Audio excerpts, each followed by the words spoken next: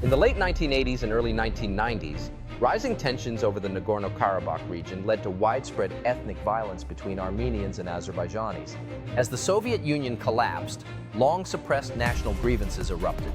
Pogroms in Sumgait, 1988, Kirovabad, 1988, and Baku, 1990, targeted Armenian civilians, resulting in killings, assaults, and forced expulsions. Over 300,000 Armenians fled Azerbaijan, often under violent conditions. In response, around 200,000 Azerbaijanis were expelled from Armenia.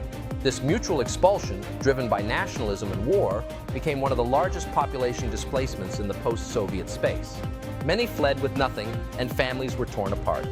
These events marked a tragic chapter of ethnic cleansing, shaping the bitter legacy of the Nagorno-Karabakh conflict. In August 1991, the cargo ship Vlora became a powerful symbol of desperation and mass migration. Albania had just emerged from decades of communist isolation, and its economy had collapsed. Facing hunger chaos and uncertainty, thousands of Albanians swarmed the port of Durrës. When the Vlora, a rusted freighter recently returned from Cuba, docked to unload sugar, over 10,000 people stormed aboard, filling the cargo hold, the deck, and even clinging to the sides and rigging. The ship was not designed to carry passengers, let alone thousands. It had no food, water, or proper sanitation. In scorching summer heat, the overcrowded conditions made the journey across the Adriatic Sea a nightmare. Many collapsed from dehydration and exhaustion. On August 8th, the Vlora reached the port of Bari, Italy. Shocked and unprepared, Italian authorities initially blocked docking, but eventually allowed the ship in. Chaos erupted as desperate passengers disembarked.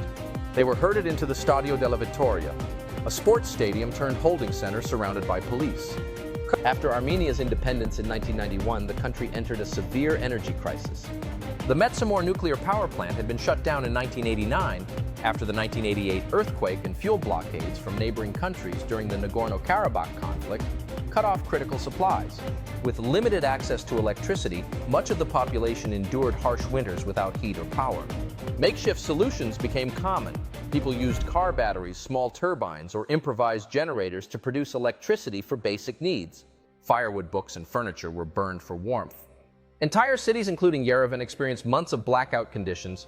This era became a symbol of resilience and ingenuity as communities adapted to survive amid infrastructure collapse and geopolitical isolation.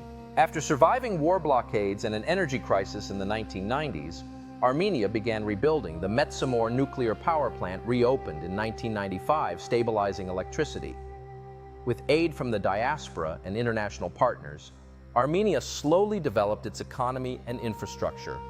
Yerevan modernized, tech and tourism grew, and education improved. Despite challenges like corruption and emigration, a new generation began shaping a democratic future. The 2018 Velvet Revolution marked a peaceful shift in power, reflecting a maturing civil society. Though tensions over Nagorno-Karabakh remain, Armenia continues to move forward, balancing tradition and innovation in its ongoing recovery. In the heart of Yerevan, the streets buzzed with energy as locals and tourists alike enjoyed the city's revitalized spirit.